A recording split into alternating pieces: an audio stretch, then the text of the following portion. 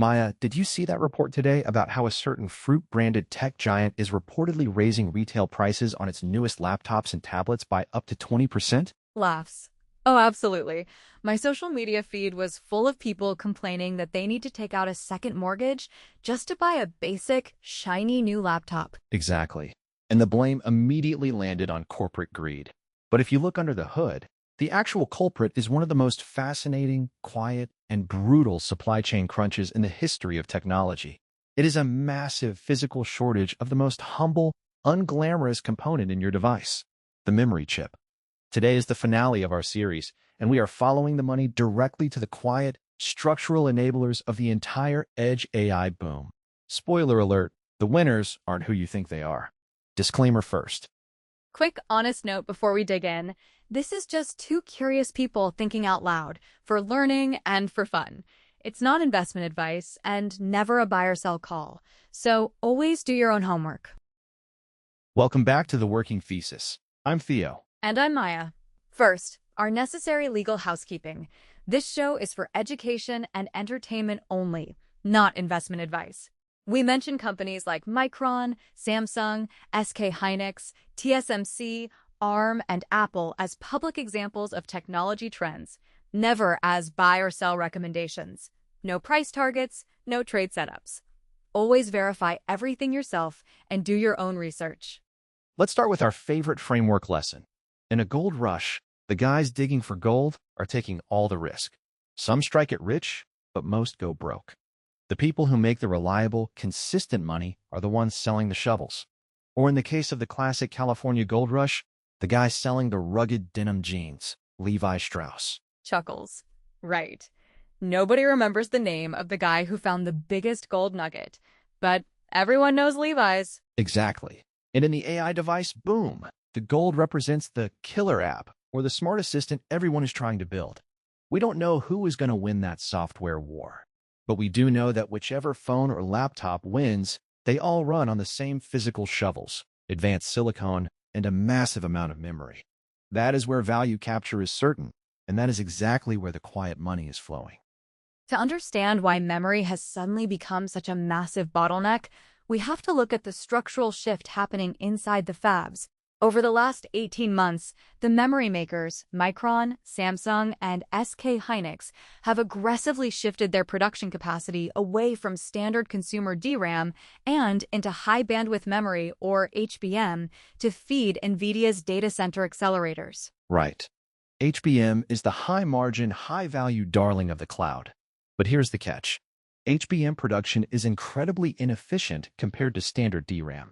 It requires much more wafer capacity, and the complex testing and stacking mean that a significant portion of the wafers get scrapped. By some estimates, about 20 to 23% of global DRAM wafer output is now consumed by AI data center demand. That means nearly a quarter of the world's memory-making capacity has been stripped away from PCs and smartphones. Standard consumer memory has been left absolutely supply-starved. And that is only half of the equation. Just as standard memory supply has been starved, the demand for on-device memory is absolutely skyrocketing because AI needs RAM. It's a classic double squeeze. As we covered in episode 2, Microsoft's Copilot Plus PC specification requires a minimum of 16 gigabytes of RAM, double the old standard of 8. And if you want to run larger, 70 billion parameter models locally, you are looking at 32 to 64 gigabytes. AI phones are jumping from 8 gigabytes up to 12 or 16, and those Tier C personal supercomputers are sucking up a massive 128 to 500 gigabytes per box. So you have edge devices needing 50 to 100% more memory, hitting a global supply base that has been aggressively cut to feed the cloud. This double squeeze is exactly why standard DRAM contract prices reportedly surged around 90 to 95% quarter over quarter in early 2026. The price of conventional memory has essentially doubled over the last year. And this represents a beautiful, multi-billion-dollar trap for the memory giants.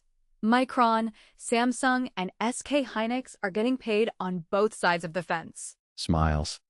Talk about having your cake and eating it too. Exactly. They are capturing the high-margin premium in the cloud with HBM, and at the exact same time, they are enjoying massive pricing power on the edge as LPDDR and standard DRAM prices skyrocket because of the scarcity they helped create. Whichever way the AI boom leans, toward giant cloud models or onto your pocket devices, the memory makers hold the toll booth on both sides of the bridge. It is the cleanest, most durable shovel seller expression in the entire edge AI thesis. But the memory makers aren't the only ones collecting tolls. Let's look at the silicon architecture. Whether a device is powered by Qualcomm, Apple, or MediaTek, they nearly all share one common blueprint: ARM. ARM is the ultimate silicon toll booth. They don't manufacture chips, and they don't sell devices. They license their highly efficient, low-power instruction set architecture to everyone else. And they collect a royalty on almost every single smartphone and AI-capable PC chip that ships. It's an elegant, high-margin, software-like model. ARM wins regardless of whether Qualcomm beats Intel or if Apple dominates Android. They just sit at the toll gate, collecting their fee on nearly 2 billion PC and smartphone sockets every single year. The catch, as always, is that this quality is highly recognized by the market. ARM trades at a very rich trailing and forward multiple. So while the mode is pristine, the price is demanding.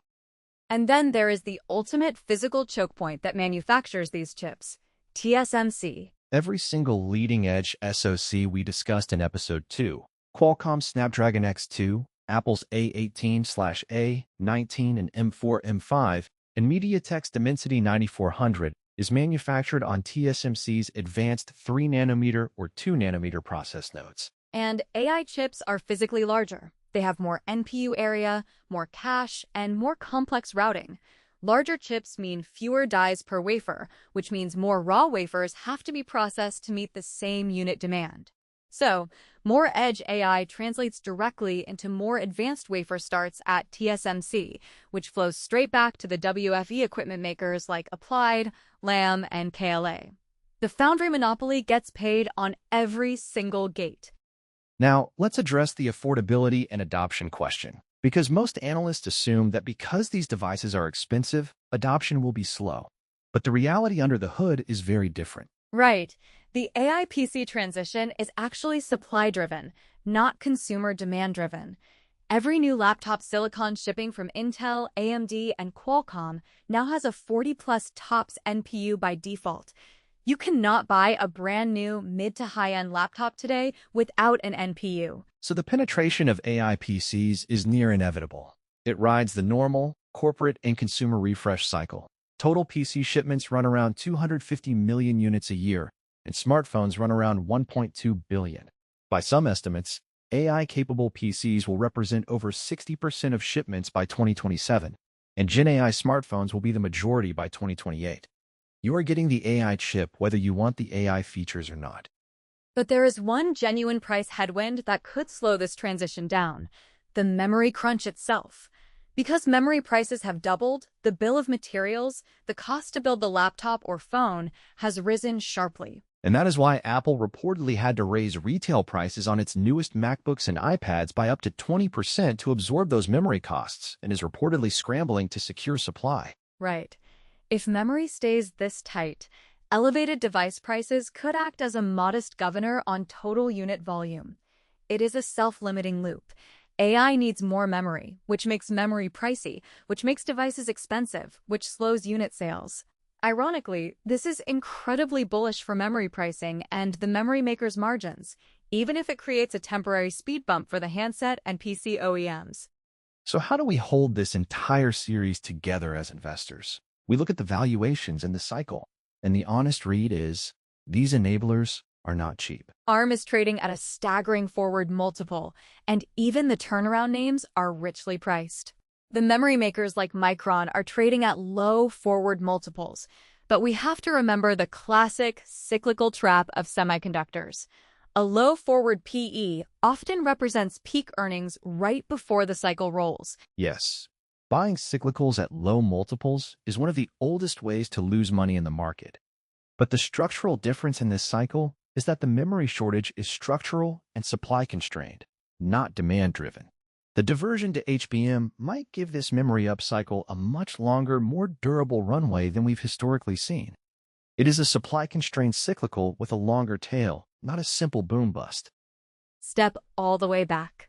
The through line of our entire AI Comes Home series has been one elegant idea. The AI boom is broadening and relocating, moving from giant cloud data centers onto your devices, your closet supercomputers, and your smart home hubs. But whether the compute happens in a massive server farm or in your pocket, the ultimate winners are the same.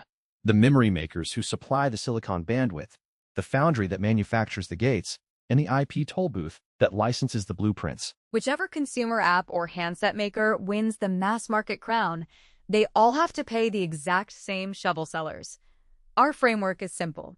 Own the certain, physical inputs under everything, and let the software giants fight over the uncertain, speculative app layer on top. We don't predict. We test the thesis as the evidence lands. And that completes our mini-series, AI Comes Home. Thank you so much for riding along with us.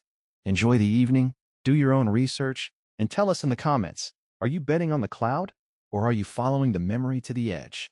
Until next time, take care and keep following the money. Okay, that's our episode. The honest goal here is simple. Hold a few ideas about the world and keep checking whether they're still true. Together, out loud, a little at a time. If you spot where we've got it wrong, please tell us. That's how this gets better. See you next time.